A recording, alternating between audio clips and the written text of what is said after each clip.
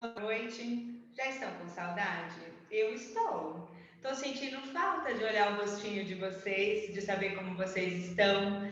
Eu sei que ainda estamos em isolamento social. Por essa razão, vamos a uma videoaula. Mas como eu não consigo ficar sem a lousa, eu vou mandar para vocês as imagens das lousas de hoje. São duas, lousa 1 e lousa 2. E nós vamos acompanhar o conteúdo da aula através da nossa apostila, porque além dos itens que eu coloquei nas lousas, nós também temos os artigos que é necessário ler para vocês destacarem as informações principais. Estamos aí na aula de ética profissional. Então, qual é o nosso treino? Nos preparar para matar o dragão da primeira fase da OAB. Vocês devem ter visto que eles cancelaram as provas deste ano, tanto a 32 como a 33. Vocês estavam aí com a esperança de poder fazer a prova em outubro, que a gente vem conversando, vocês vão estar no nono semestre e vão conseguir fazer a prova em outubro. Iriam.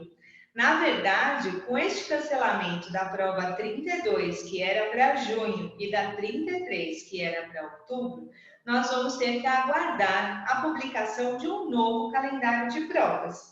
Assim, quando sair esse novo calendário, nós teremos as datas desses respectivos exames.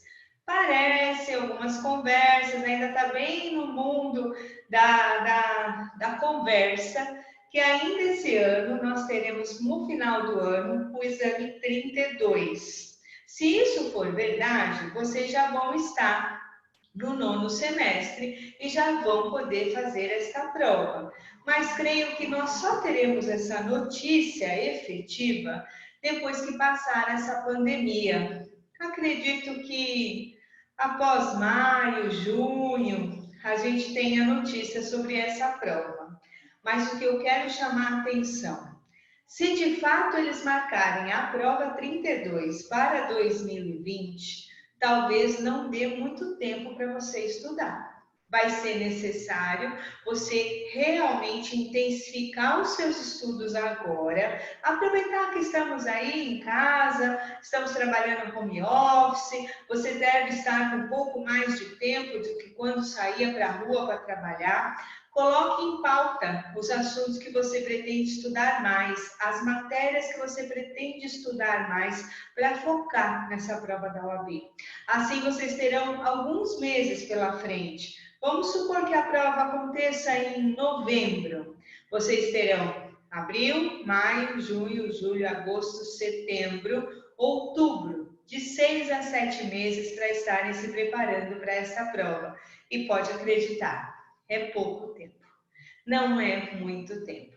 Até porque eu já tenho relembrado vocês, ética, eu cheguei agora, nesse semestre, mas vocês têm conteúdo para ser relembrados de todas as matérias desde o primeiro semestre, e vocês já estão no oitavo. Então tem coisa pra caramba para relembrar. Monta o seu planejamento de estudos, pode me chamar no WhatsApp que eu te ajudo a mostrar se você está no caminho certo e trocamos ideias. Vamos estudando. Quem puder, vá para um cursinho, quem não puder, estuda por conta. É ideal que vocês não deixem para a última hora, porque ainda resta a esperança de ter uma prova da OAB ainda este ano. E se for após o mês de junho e vocês já estiverem matriculados no nono semestre, vocês já poderão fazer esta prova. Tá legal? Então, vamos ao assunto de hoje. O assunto de hoje é dinheiro. Honorários advocatícios. Honorários advocatícios é um assunto muito interessante para nós advogados, por quê? Honorários advocatícios, anota aí, tem caráter alimentar. Teoricamente, são dos honorários advocatícios que nós advogados vivemos. Então, neste caso, ele tem caráter alimentar e, se for necessário, numa falência ou numa recuperação judicial, constitui crédito privilegiado, em decorrência da necessidade do recebimento de honorários para que o advogado possa viver e fluir com a sua vida normalmente. Então, observe aí na sua apostila, eu não posso precisar a página, porque a minha é um pouquinho diferente da de vocês, mas é na sequência do assunto que nós tratamos na última aula, que foi advogado empregado, tá bom? Então, vocês têm este assunto sobre honorários no Estatuto da Advocacia e também no Código de Ética. Observem que são vários os artigos. Eu vou fazer o possível para trabalhar o maior número deles com vocês hoje, para que a gente vença este assunto nesta aula. Mas vai ser necessário que após a aula, quando você for passar a limpo as suas anotações, você releia os artigos que eu vou chamar a atenção hoje de vocês.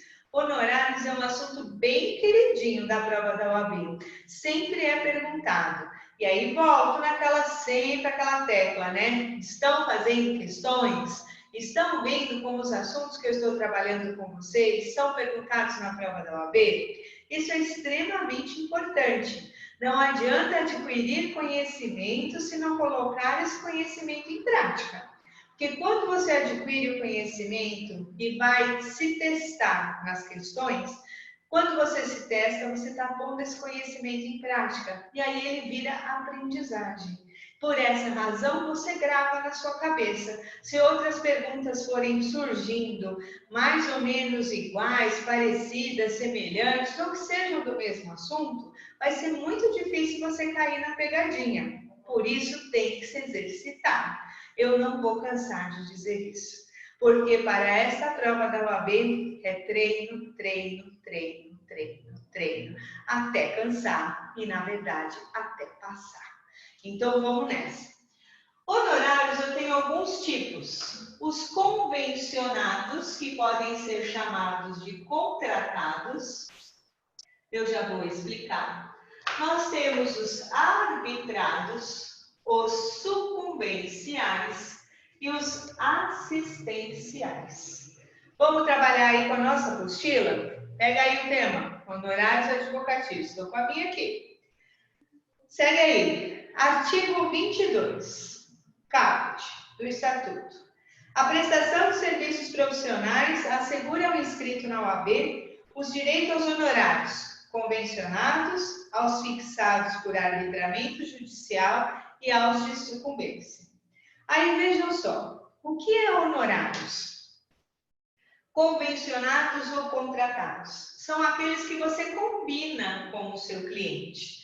De que maneira? Você vai escrever no seu contrato de prestação de serviços advocatícios ou contrato de honorários advocatícios, o que é que você vai fazer? Este contrato tem contratante é o seu cliente, contratado é você. Neste contrato, você deve estabelecer o que é que você vai fazer. Exemplo, tá bom? Você foi contratado para propor uma ação de despejo por falta de pagamento. Então, na cláusula do trabalho a ser realizado, você vai colocar lá, para propor e dar andamento até a sentença de primeira instância, na ação de despejo por falta de pagamento, movida por A versus B. Ok? Depois, na próxima cláusula, você tem que colocar o preço. Quanto é que você está cobrando este preço? Ah, e agora, professor? Não sei. Quanto custa uma ação de despejo por falta de pagamento? Sabe sim. Vai lá na tabela da OAB, e a tabela ela não é única, ela não é ditada pelo Conselho Federal, ela é ditada pelo Conselho Estadual, então cada estado tem a sua tabela da OAB própria. Geralmente ela tem uma validade de 1 ano, todo mês de janeiro de cada ano a OAB divulga uma nova tabela da OAB. Ela é separada por assuntos. Se vocês nunca olharam uma tabela, é fácil, joga no Google lá. Tabela de honorários advocatícios OAB São Paulo 2020, tá? Porque como é uma tabela, uma para cada estado, então vai ter a de Minas é diferente, a da Bahia, do Mato Grosso e assim por diante. Lá nessa tabela é separado por assuntos. Quando você encontrar o assunto de direito imobiliário, ação de despejo por falta de pagamento. Vai lá e vai olhar na coluna do valor. No valor vai estar o mínimo da tabela e não vai estar o máximo do preço a ser cobrado. E aí a gente já conversa já sobre essa questão de quais serão os critérios que você vai usar para dar preço ao seu trabalho. Mas para começar neste momento, para você definir o valor dos honorários convencionados ou contratados, o seu caminho é olhar o mínimo da tabela da OAB. Continuando o nosso contrato de honorários, você vai estabelecer o preço. Vou dar um exemplo, R$3.000. Este preço você também tem que estabelecer de que maneira ele será pago. Por exemplo, posso fazer em 3 vezes? 3 parcelas de R$1.000? Posso. Posso receber cheque? Posso. Posso receber em dinheiro no escritório mediante recibo? Posso também. Posso usar boleto bancário, cartão de crédito, nota promissória? Posso fazer essas coisas? Espera que aqui na lousa tem informação sobre isso, a gente já caminha. Mas o que eu quero dizer agora, nesse momento, falando dessa parte de conceito, o que é honorários convencionados? São os honorários que você pactua com o cliente. Você, advogado, vai olhar na tabela, vai ver qual é o mínimo previsto na tabela, vai aprender a valorar o seu valor, valorar o seu preço do seu serviço, vou lhe ensinar já já, na apostila tem um artigo específico, vai estabelecer esse preço, vai estabelecer de que forma esse preço vai ser pago. E este preço vai estar condicionado ao serviço que você vai fazer. Ah, professora, legal a aula de mandato que a gente conversou? Dá para ser assim, uns honorários só para fazer uma audiência? Dá. Dá para ser só honorários para fazer uma diligência até a delegacia? Dá também. Dá para fazer só a petição inicial? Dá também. Mas dá para fazer o processo inteiro? Também. E se houver recursos no meio do caminho? Esse seu contrato de honorários vai ter que estabelecer algumas cláusulas. E uma delas seria, no meio do caminho na área civil para o advogado, seria o agravo de instrumento. Ele teria um valor à parte.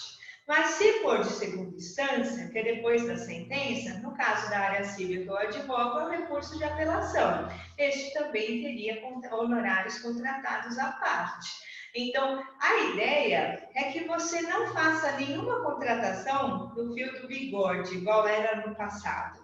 Que você realmente faça a contratação dos honorários por escrito, por contrato de prestação de serviços, por contrato de honorários advocatícios. Porque este contrato será a sua garantia. É uma via de duas mãos.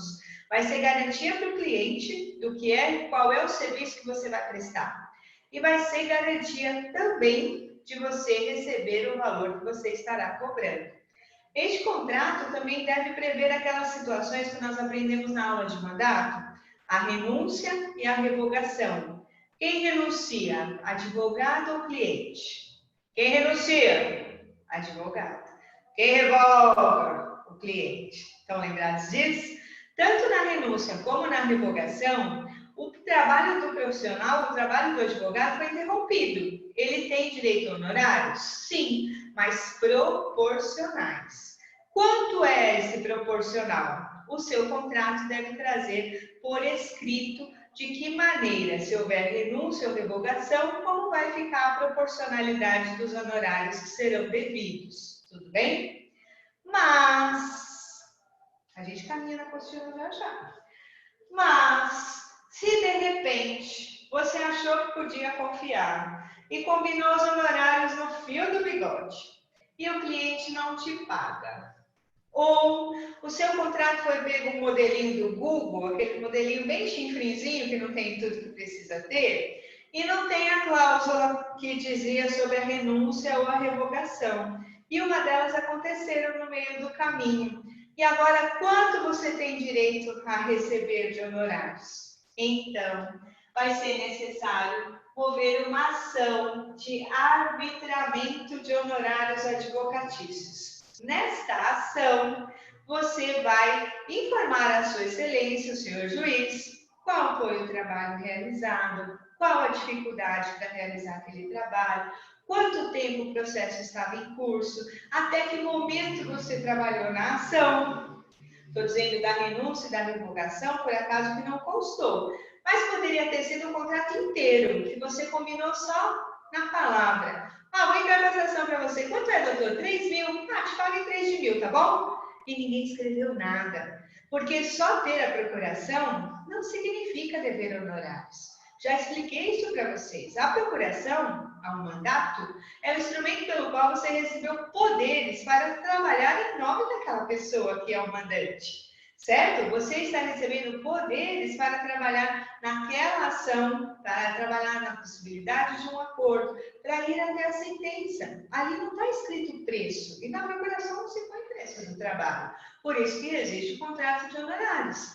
Então, neste caso, você não tem contrato, ou houve alguma divergência em relação ao valor dos honorários, vai ser necessário mover uma ação de arbitramento. E o pior, quem vai dizer quanto vale o seu serviço nessa ação? Sua Excelência. Sua Excelência que vai dizer quanto você terá direito a receber de honorários. Portanto, lembrando disso no mundo real, não esqueça de fazer os contratos de honorários. Nem se for parente ou amigo. Aliás, parente ou amigo, faça dois, porque esses vão pagar menos, vão pagar mal e vão cobrar muito. Vocês vão viver isso na carne, se Deus quiser. Quem quiser entrar para a advocacia ainda há de viver isso na carne, para ver como que isso é complicado.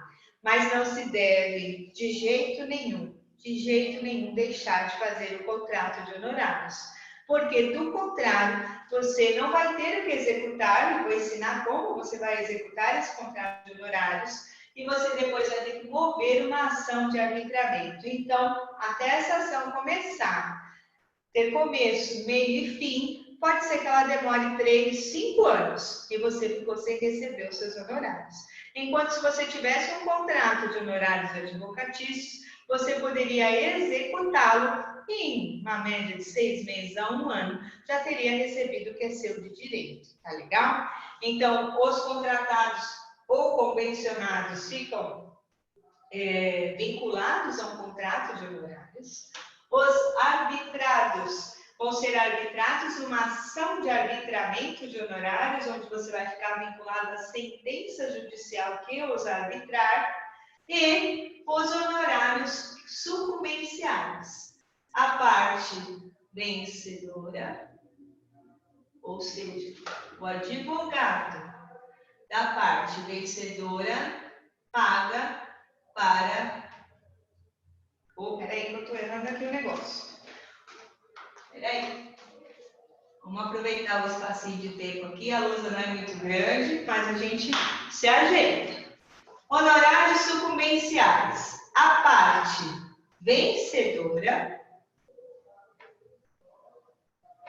paga os honorários sucumbenciais. Eu estou errando de novo?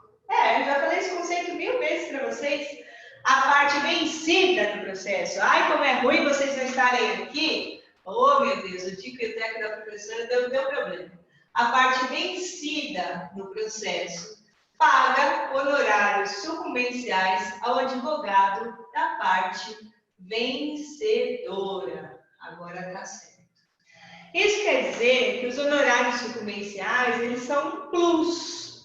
Você tem os honorários contratados, aqueles que estão no seu contrato, que você tem direito a receber. Porém, se você for o advogado da parte vencedora no processo, você ainda recebe os honorários sucumbenciais. Então, a parte vencida, aquele que perdeu, paga os honorários sucumbenciais ao advogado da parte vencedora. Então, esse advogado da parte vencedora, ele tem direito aos honorários sucumbenciais e aos honorários contratados. 2, não é um compensando o outro, são os 2. E, professora, aonde que são fixados os honorários sucumbenciais? Anota aí no seu caderno. São fixados por sentença ou por acórdão, em segunda instância. Podem variar de 10% a 20% do valor da causa ou do valor da condenação ou do proveito econômico na ação. De novo, então os honorários sucumbenciais podem ser fixados por sentença ou por acórdão, em segunda instância. Vão variar de 10% a 20% sobre o valor da causa, certo? O que mais? Valor da causa, o que mais? Sobre o proveito econômico da ação, certo? Ou o valor da condenação, tudo bem? Quem arbitra, então? Sua Excelência. Primeira ou segunda instância vai estar definido. Mas pode ser definido também em reais. Por exemplo, arbitros honorários sucumbenciais em R$1.000. Também pode ser fixado dessa forma. Aí eu pergunto para vocês. Se os honorários advocatícios têm caráter alimentar, eu posso cobrar os honorários alimentícios, os honorários advocatícios numa ação de execução provisória? Meu cliente está bem, está tudo resolvido, a ação era para definir o estado de pai, filho, de divorciado, de necessidade, não é uma ação de cunho econômico, o juiz arbitrou os honorários sucumbenciais, a única coisa que eu tenho para executar nessa ação são os honorários. Posso executar esses honorários? Sim, em decorrência do caráter alimentar. Não importa qual é o tipo de honorários, importa que são honorários advocatícios. Outra pergunta, eu poderia executar não, eu poderia apelar da sentença que fixou os honorários sucumbenciais, se na minha opinião eu merecia mais? Vamos supor que o juiz arbitrou R$500 de sucumbência. Só que se fosse 10% do valor da causa, daria 5.000. Ele errou um zerinho, pôs um zero a menos. Eu posso apresentar o recurso de apelação em meu nome, como patrona da causa, apenas para recorrer da fixação dos honorários sucumbenciais? Sim ou não? Se honorários têm caráter alimentar, a resposta é sim. Eu tanto posso fazer a execução da sentença ou do acordo para receber esses honorários, que hoje é feito através de um cumprimento de sentença, né? Se abre um anexo no processo eletrônico, que é o cumprimento de sentença, para eu receber os honorários.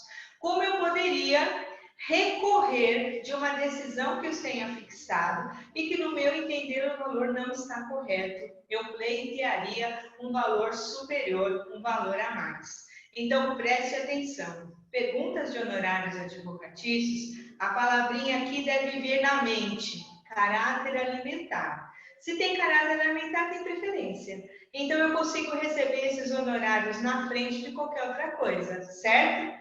Agora, vamos estabelecer diferenças em relação a cada um desses tipos. Se eu tenho os honorários convencionados, eu tenho um contrato de honorários, que eu tenho que respeitar as regras. Por exemplo, eu cobrei 3.000 em 3 parcelas de 1.000. Posso executar o contrato na primeira parcela? Não. Quando esse contrato poderá ser executado? No final da terceira parcela, que aí ele não cumpriu com as obrigações do contrato, eu vou poder executá-lo, mas o contrato tenho que respeitar. Se for os arbitrados, eu vou ter que aguardar a sentença ou o acordo que vai dizer quais honorários são esses para eu poder executar, para eu poder receber. Se for os sucumbenciais, a mesma coisa, ou a sentença ou o acordo que irá fixá-los para que eu possa executar e possa recebê-los. Tudo bem? Então, temos aqui os contratados ou convencionados, os arbitrados e os sucumbenciais. Professor, o que são esses assistenciais? Antes de nós chegarmos nesse tipo de honorários, quero que vocês caminhem comigo aí na sua apostila. Bom, na primeira página, eu li com vocês o caput do artigo 22. Na sequência, eu trago os tipos de contratos, aliás, os tipos de honorários. O primeiro são os convencionados, que são os contratados, que vocês já viram comigo. Na sequência, eu trato aqui dos arbitrados, falei de Sua Excelência, depois dos sucumbenciais e depois dos assistenciais. O que são esses honorários advocatícios assistenciais? É muito simples. Vai ser necessário decorar o que está no parágrafo 6º do artigo 22 do Estatuto. Vamos ler juntos? O disposto neste artigo aplica-se aos honorários assistenciais compreendidos como os fixados em ações coletivas propostas por entidade de classe em substituição processual, sem prejuízo aos honorários convencionados. Ih, professor, complicou, né? Não é qualquer tipo de ação que vai gerar honorários assistenciais, perceberam? Qual é a ação que pode gerar honorários assistenciais? Qual? Fixadas em ações coletivas. Grifa aí na sua apostila. Ações coletivas. Propostas, tem que ser uma ação coletiva e tem por autor quem? Entidade de classe em substituição processual. Ai, professora, processo civil, ai, tão complicado. Eu sei que muitos de vocês não gostam de processo civil, mas ética pode se interligar com várias matérias e processos elas se interligam em muito, processo civil em especial. Vamos lembrar aqui uma coisa?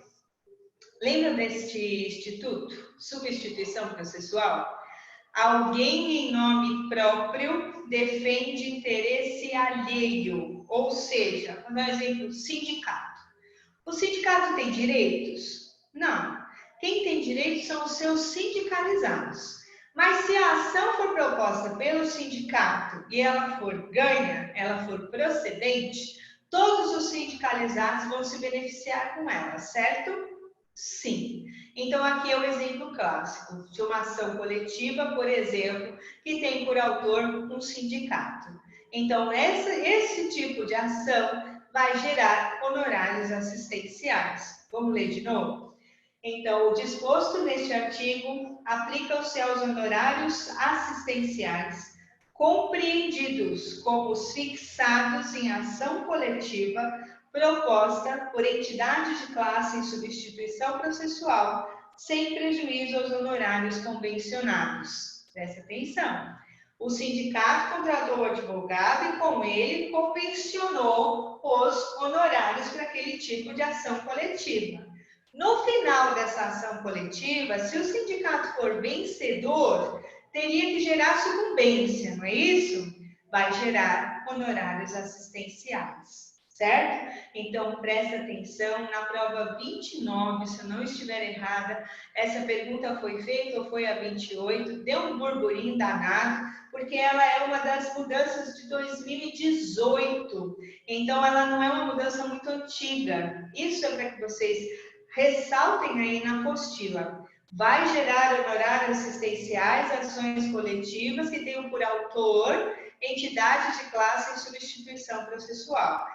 Tem os convencionados, que são os contratados da entidade com o advogado, e no final, ao invés de ter sucumbenciais, terão assistenciais, tudo bem? Então, essa é a modalidade chamada honorários assistenciais.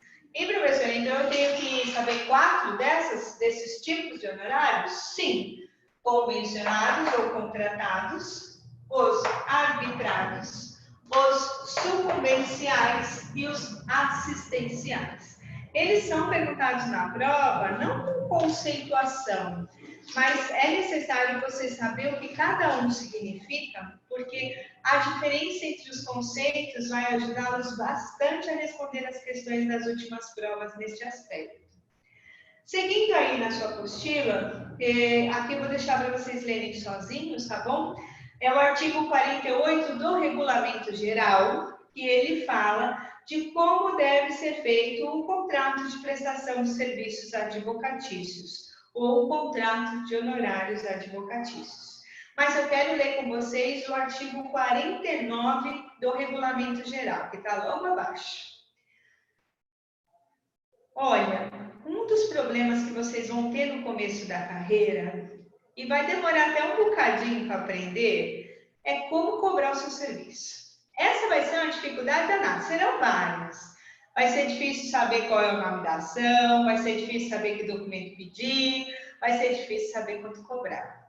Mas a base de tudo isso é olhar o mínimo da tabela da OAB, não cobrar menos que o mínimo. Porque naquela tabela, quando ela foi feita pelo Conselho Seccional daquele estado, entendeu-se que aquele é o mínimo para aquele tipo de ação. E o examinador vai exigir isso de você, que você diga na prova que não se pode cobrar menos que o mínimo dos honorários advocatícios estabelecidos na tabela. Agora, não tem máximo lá no tabela. Não tem mínimo, médio, máximo, não tem. Só tem o mínimo. Se de repente é uma ação que envolve um imóvel de R$1 milhão, e lá está escrito, por exemplo, né? Vamos trabalhar o despejo. O despejo por falta de pagamento é uma das ações mais simples que existe na esfera civil. Vamos supor que você vai cobrar R$1 milhão de aluguel. E na tabela da OAB, se eu não estiver errada, não chega a R$2.000 o mínimo dos honorários para uma ação de despejo. Então, você fala assim, pô, mas é R$1 milhão o aluguel. Eu tenho aqui 4 aluguéis atrasados, mais água, luz, imposto, condomínio, 1.000 diabo a 4. Vou cobrar só 2.000? Como é que eu faço para estabelecer um valor acima do mínimo? Aí vem os critérios do artigo 49. Vamos ler juntos? Acharam aí? Logo abaixo do 48 do regulamento, que fala do contrato, tem o 49 que fala a forma de fixar. Artigo 49 do Regulamento Geral. Os honorários profissionais devem ser fixados com moderação, atendidos os elementos seguintes. Moderação é a palavra-chave. Inciso 1º, a relevância, o vulto, a complexidade e a dificuldade das questões versadas. 2, o trabalho e o tempo a ser entregado. 3, a possibilidade de ficar o advogado impedido de intervir em outros casos ou de ser desaver com outros clientes ou terceiros. 4, o valor da causa, a condição econômica do cliente e o proveito para este resultante do serviço profissional. 5, o caráter da intervenção conforme se trate o serviço do cliente eventual, frequente ou constante. 6, o lugar da prestação de serviços conforme se trate o domicílio do advogado ou de outro. 7, a competência do profissional. 8, praxe do Fórum sobre Trabalhos Análogos. Presta atenção. Não é a conta bancária desse cliente que você vai olhar em primeiro lugar. Vocês viram aí? Eu sei que falou de honorários, começa a vir cifrão na menina dos olhos. Mas cuidado, tá bom? Isso é para a vida real e também o que o examinador vai exigir de você. Você deve analisar várias coisas quando se fala de honorários. Presta atenção. Se de repente você entrou com o cliente hoje no escritório e hoje de manhã você fez a contabilidade do seu escritório e viu que você precisa de R$5.000. O cliente vai entrar ali pela porta, quanto custa o serviço dele? R$5.000. Mas é uma ação de uso capião. É uma ação que vai demorar em torno de 5 anos no mínimo para ela ter um desfecho. O imóvel no qual ele quer usucapi vale R$500.000. Se você cobrar R$5.000 nesse usucapião, você vai amargar até a sentença, xingando até a 5ª geração do cliente que não tem nada com isso. Porque você apenas viu a sua necessidade material.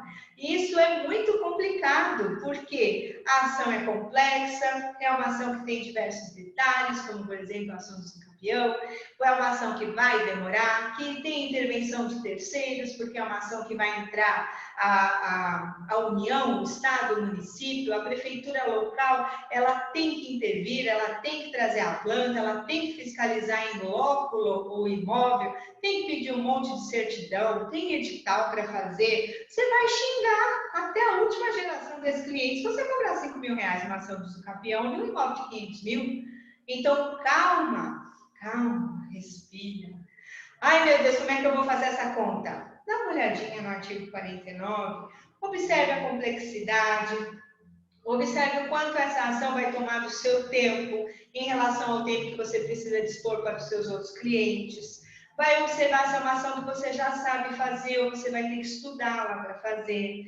Você vai ter que fazer um estudo sobre esse mesmo assunto, como é que os juízes daquele fórum que você pretende propor a ação, como eles estão agindo em relação a este assunto. Existe um monte de coisa para você estudar. Para depois você ir olhar a conta bancária do cliente, a condição econômica dele, depois você também vai olhar qual é o valor da causa, qual é o proveito econômico que ele vai ter. Tudo isso é para que você, com moderação, você consiga arbitrar os seus honorários acima do mínimo da tabela, porque o mínimo você já tem.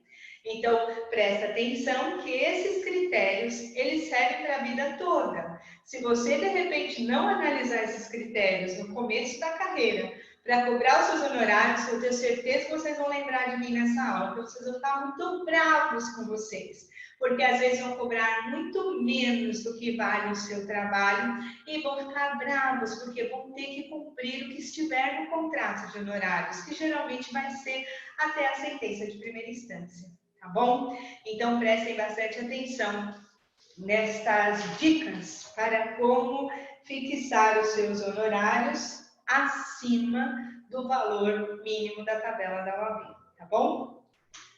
Continuando na apostila, ainda no artigo 22, que é o que fala dos tipos de contratos, eu quero destacar com vocês, existe um convênio que eu aconselho que no começo da carreira todos vocês se inscrevam. É um convênio entre a OAB e a Defensoria Pública. Geralmente, o município não tem o número de defensores necessários para atender os seus assistidos. Então, se faz um convênio com a OAB para que advogados se conveniem, né, e possam ser indicados para trabalhar para assistidos, ou seja, para beneficiários da justiça gratuita. Quem vai pagar seu serviço? O Estado. Através de uma tabela própria de honorários, que ela é bem fracionada, ela é diferente da nossa tabela ditada pelo Conselho Seccional da OAB. Ela vai ter por ato, por ação, por peça, por sentença. Ela é uma tabela bem diferente, mas quem vai pagar o seu trabalho será o Estado.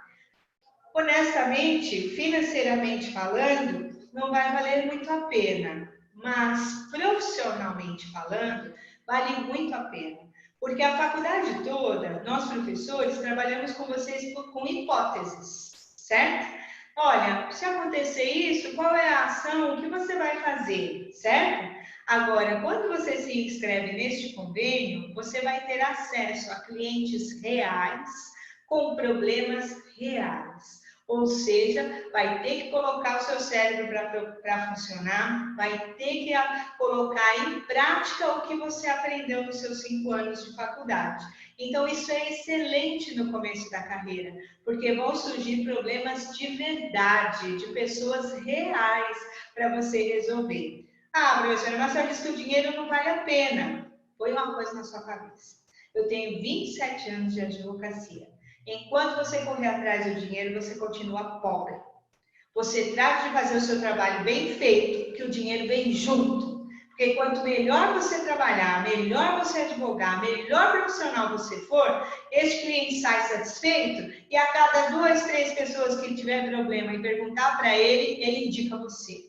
Então, nada de ficar colocando dinheiro na frente dos seus propósitos. Você coloque na frente a sua capacidade profissional. Seja o melhor no que você tem a fazer. O melhor na defesa dos interesses do seu cliente. Que o dinheiro vem junto. Eu garanto. Eu vivo da advocacia a vida toda. A docência é um complemento da minha renda mensal.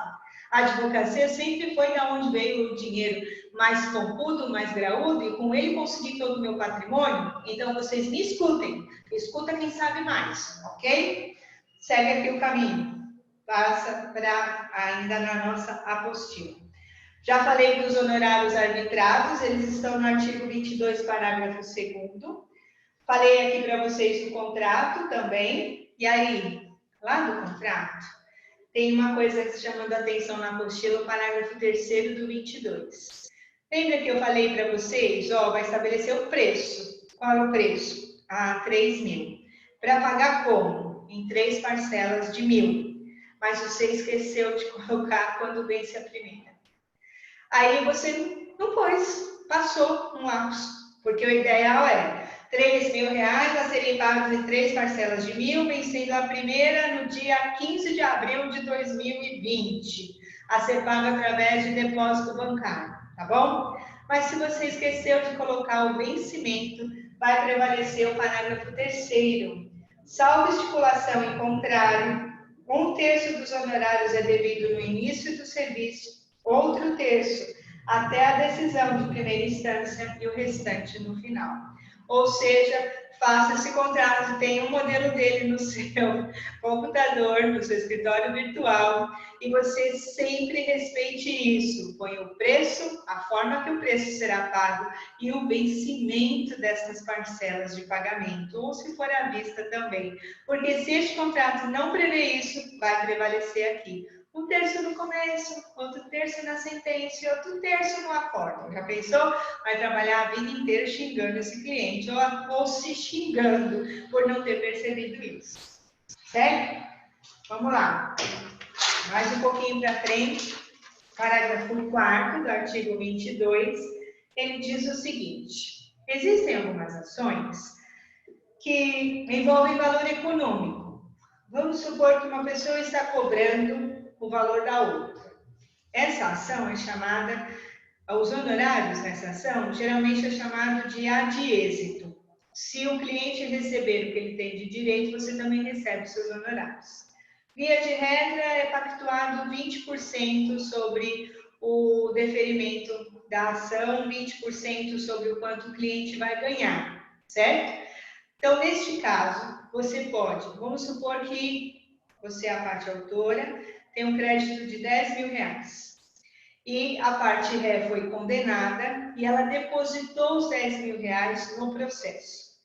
Diz aqui o parágrafo 4º do 22 que você pode juntar o seu contrato de honorários nesta ação e pedir para o juiz expedir 2 mandados de levantamentos judiciais. A tua parte dos honorários no mandato em seu nome e a outra parte, que seria a parte do cliente, em outro mandado para que ele possa receber. Isso vai implicar em questões fiscais, né, imposto de renda e outras situações financeiras. Então, quando valer a pena, isso é facultativo, não é obrigatório, você pode anexar no contrato, no processo, o seu contrato de honorários e pedir a guia de levantamento apenas do valor que você tem direito e o restante, outra guia para o cliente. O que mais? Vamos continuar aí. Segue aqui o 23, eu já falei para vocês. Já falei também do 51, do Código de Ética. Vamos dar uma olhadinha aqui, que vai falar da sucumbência. Eu vou voltar aqui já já. Segue aí na apostila 24 do Estatuto, fixação dos honorários na sentença. Também é importante vocês darem uma olhada. Como os honorários têm caráter alimentar, eu consigo fazer a execução na mesma ação. Hoje, no processo eletrônico, é o cumprimento de sentença, que eu já tinha dito isso a vocês. E vamos chegar no artigo 25, que fala do prazo prescricional. Aqui tem 2 prazos para lembrar. O prazo é o mesmo, mas são 2 situações diferentes. Prescreve em 5 anos para o advogado cobrar os honorários advocatícios que tem direito a receber. Prescreve também em 5 anos para o cliente mover ação de prestação de contas para que você preste contas a ele dos valores que ele confiou a você. Essa prestação de contas não são os honorários que ele lhe pagou. Essa prestação de contas diz respeito, por exemplo, no começo da ação, você tem custas processuais para pagar. E, em vez de você dar a guia para o cliente, ele depositou o dinheiro na sua conta, você pagou e juntou a guia paga no processo. Ele pode pedir prestação de contas desse valor que ele deu para você. Então, a prestação de contas que fala o artigo 25A é a prestação de valores que o cliente deixou na sua mão como advogado, mas que não dizem respeito aos honorários. Em compensação, no 25, são 5 anos para você, advogado, cobrar, através de ação de cobrança dos honorários, o que você pactuou no contrato de prestação de serviços. Então, se você combinou no fio do bigode, nem vai se preocupar com esse prazo de 5 anos, porque está lascado. Vai ter que entrar com ação de arbitramento de honorários. Mas, então, lembre-se, prazos prescricionais e honorários. Sim, balança tem 2 pratos. Um lado está o advogado e o outro está o cliente. Prescreve em 5 anos para que ele proponha a ação de honorários advocatícios e receba o que é seu de direito. E também prescreve em 5 anos para o cliente exigir prestação de contas para o advogado de valores que ele confiou para ele, tá bom? É dessa maneira que nós vamos entender a prescrição. Ela está aí na sua apostila, no artigo 25 do Estatuto, e aí vocês têm que prestar atenção. O 25 fala do direito do advogado de mover a ação de cobrança. Então, vamos lá? Prescreve em 5 anos a ação de cobrança de honorários de advogado, contado o prazo. 1. Do vencimento do contrato, se houver. 3.000 em 3 parcelas, venceu a última do dia seguinte em diante, os 5 anos. Do trânsito em julgado da decisão que os fixar. Trânsito em julgado uma sentença que fixa honorários arbitrários ou sucumbenciais ou assistenciais no dia seguinte em diante, 5 anos. Da última ação do serviço extrajudicial. Nós podemos ser contratados para fazer um serviço extrajudicial? Sim ou não? Sim. O cliente comprou um imóvel através de um contrato de compra e venda e agora ele quer passar a escritura pública. Mas ele não tem a menor ideia como isso funciona, ele contrata você para contratar um escrevente, para outorgar a escritura de compra e venda, e depois você registra essa escritura no cartório de registro de imóveis. Pode ser? Sim, perfeitamente, inclusive faço bastante isso. O que está escrito aqui nesse inciso 3? Da última ação do serviço extrajudicial. Você terminou o serviço, ele não te pagou, você manda uma notificação dizendo que o serviço está pronto, para ele vir retirar a escritura registrada e pagar o seu serviço. No dia seguinte em diante do prazo que você deu na notificação, conta os 5 anos. Da desistência ou da transação. Se houver acordo ou desistência de uma das partes, o juiz vai homologar, na homologação cabe o trânsito em julgado, do trânsito em julgado 5 anos. Da renúncia ou da revogação do mandado, ou seja, o cliente não quis mais, revogou, ou o advogado não quis mais, renunciou. No dia seguinte que o juiz reconhecer a renúncia ou a revogação, contam-se 5 anos, tá bom? Costuma cair na prova o prazo, mas o que mais vai embaraçar vocês é contar de quando este prazo. Por isso, tem que ler os incisos com atenção e fazendo as anotações, tá bom? 25A. Prescreve em 5 anos a ação de prestação de contas pelas quantias recebidas pelo advogado de seu cliente ou de terceiros por conta dele. Então, é o outro 5 anos que eu falei. O cliente tem direito a pedir prestação de contas de valores que ele deu na sua mão, advogado, mas não como honorários. De honorários não se presta contas. Se presta contas de todas as outras quantias que você possa ter recebido. Tudo bem? Vocês estão lembrados daquela aula de mandato que eu falei sobre subestabelecimento? Na lousa eu coloquei lá, com reservas de poderes e sem reservas de poderes. Com reservas de poderes, o advogado subestabelecente e o subestabelecido permanecem responsáveis pelo processo. No subestabelecimento sem reservas, o advogado subestabelecente transfere os seus poderes recebidos na procuração para o advogado subestabelecido. E o primeiro sai fora e dali por diante quem é responsável pelo processo é o segundo. Estão lembrados disso? Aqui, quando a gente fala em honorários, vale a pena destacar isso. Advogado subestabelecente com reserva de poderes e o subestabelecido. Os dois ficam responsáveis pelo processo? Sim. Pode o advogado subestabelecido cobrar honorários do cliente sem a intervenção do subestabelecente? Pode? Sim ou não? Não pode. Essa intervenção é obrigatória. Só com reservas, porque os dois são responsáveis pelo processo. Se fosse sem reservas, não caberia, porque o subestabelecente sai fora e quem assume o processo é o subestabelecido. Então, neste caso, nós temos aqui que o subestabelecido só pode cobrar honorários do cliente com a intervenção do subestabelecente. Aquela regrinha que tem alguns colegas meus, professores de ética, que não gostam que digam.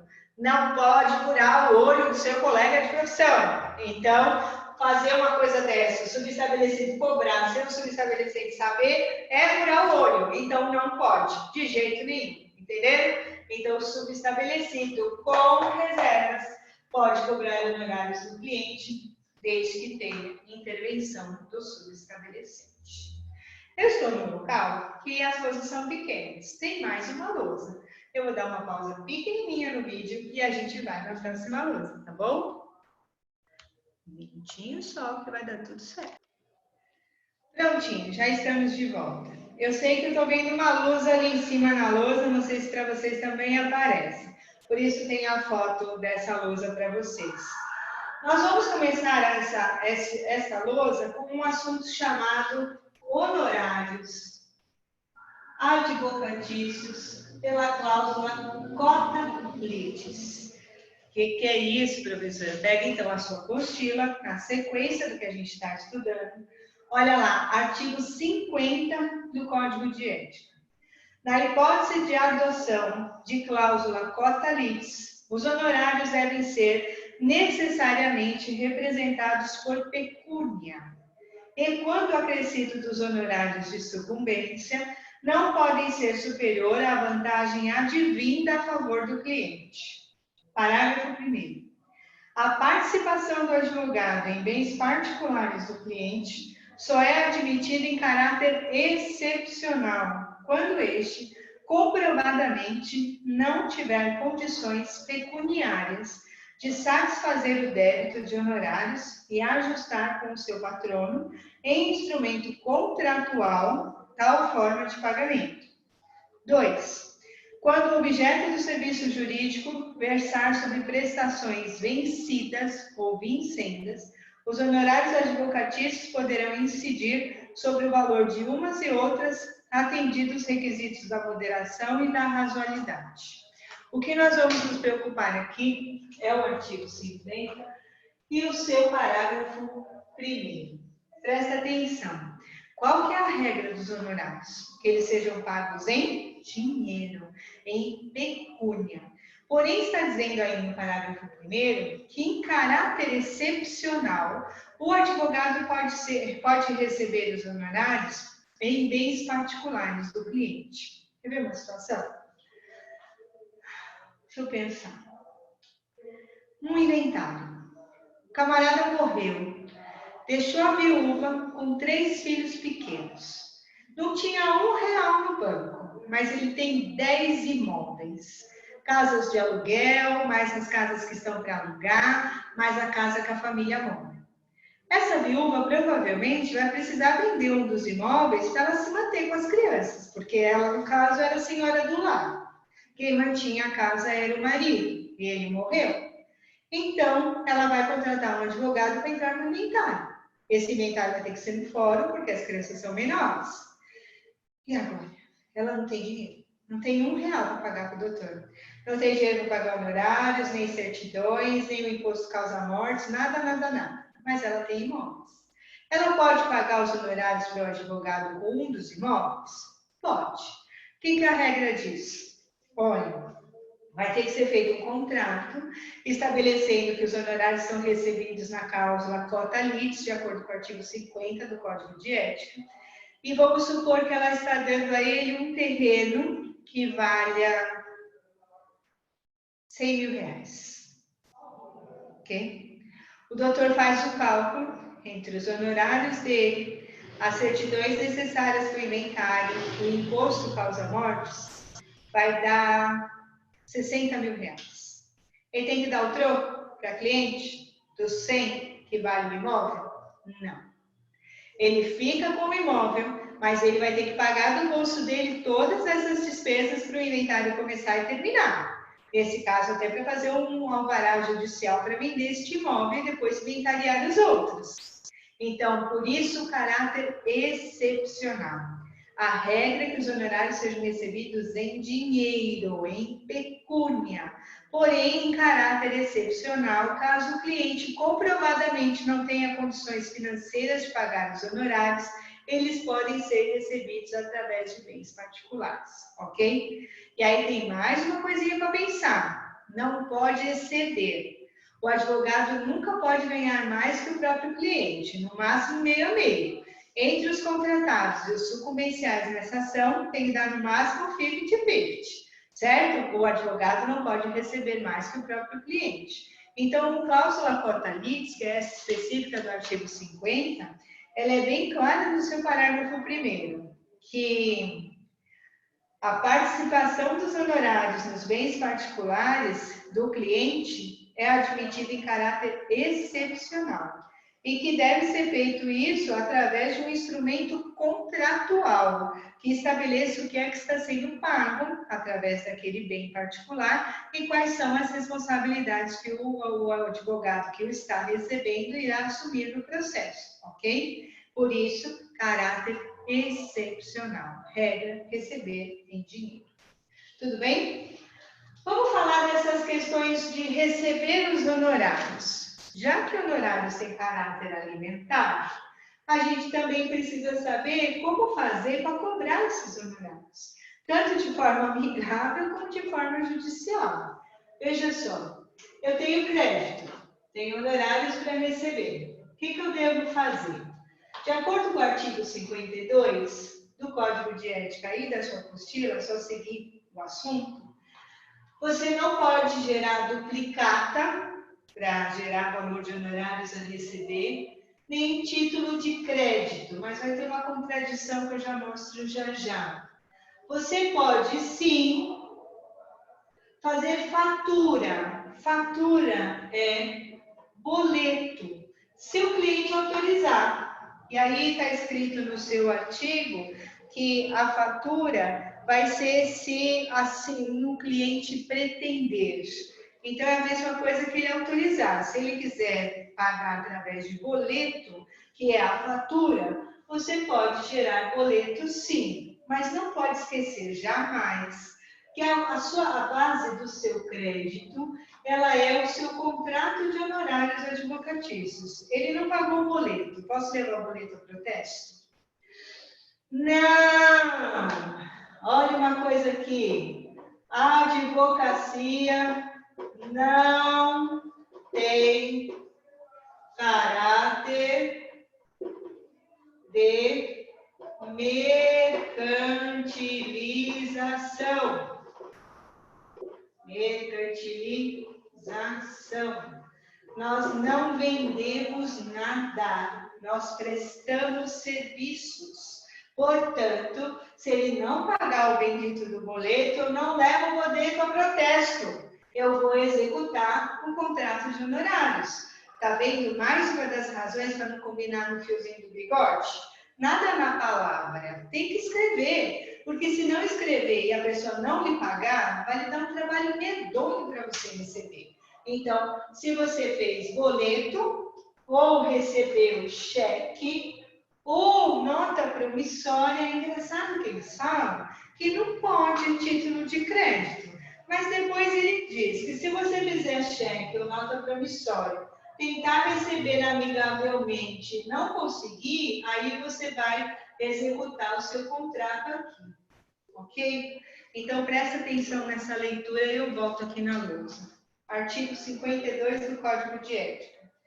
O crédito por honorários advocatícios, seja do advogado autônomo, seja da sociedade de advogados, não autoriza o saque de duplicatas ou qualquer outro título de crédito de natureza mercantil, podendo apenas ser emitido fatura, quando o cliente assim pretender, com fundamento no contrato de prestação de serviços, a qual, porém, não poderá ser levado a protesto. Quem? A fatura, eu executo o contrato.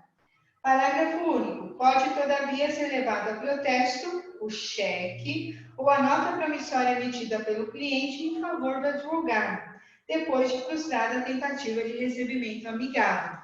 Ah, professora, é porque nota promissória é título de crédito, mas não é de natureza mercantil. Porque eu posso, por exemplo, utilizá-la, eu emprestei dinheiro para uma pessoa e ela vai me devolver o mesmo dinheiro, sem juros, sem nada, e fazer uma nota promissória. Pode ser que tenha sido essa a ideia, mas a gente nem usa mais nota promissória. É algo que hoje não é corriqueiro. Nem o cheque é mais tão corriqueiro como no passado. Aí vem a ideia da maquininha. Posso mais usar a maquininha para o débito? Para passar no débito da maquininha? Pode. Posso usar no crédito? Também pode. Então, vamos voltar um pouquinho? Vamos lá. Eu tenho um contrato de honorários, ele garante meu crédito a ser recebido.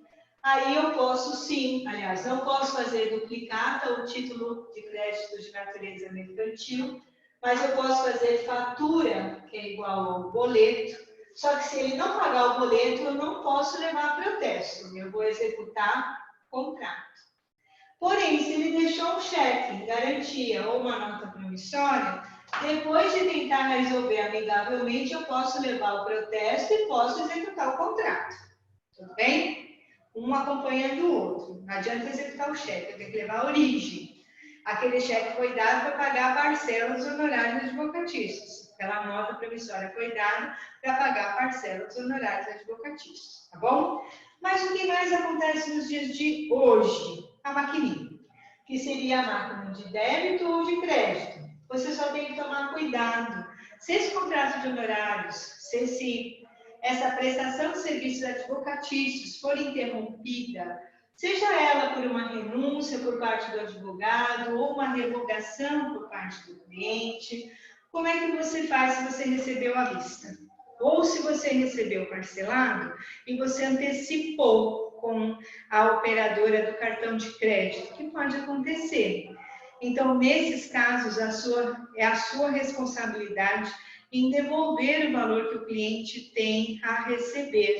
Por exemplo, vamos supor assim, você cobrou 3 mil, ele passou no crédito, 3 mil reais, e você antecipou as parcelas. Ele passou em 3 vezes, você antecipou e recebeu hoje R$ 2.600 antecipados.